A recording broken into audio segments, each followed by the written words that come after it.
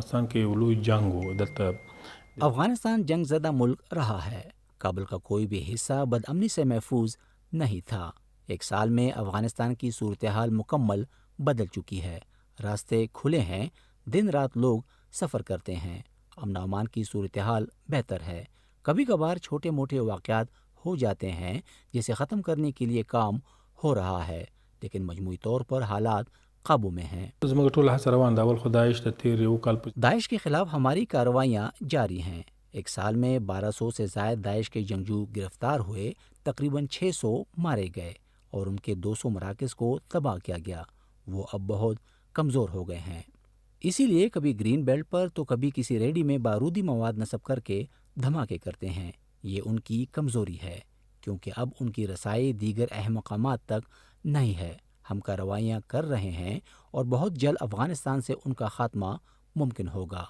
بل you مشکل خدا خو ډېر داعش چیلنج تو ضرور ہے، لیکن کوئی بہت بڑی رکاوٹ نہیں.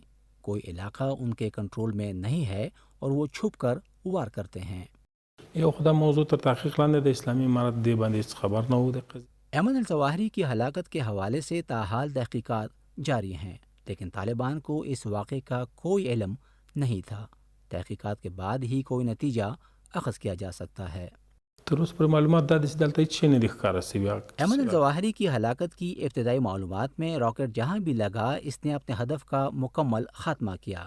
وہاں کچھ بھی موجود نہیں.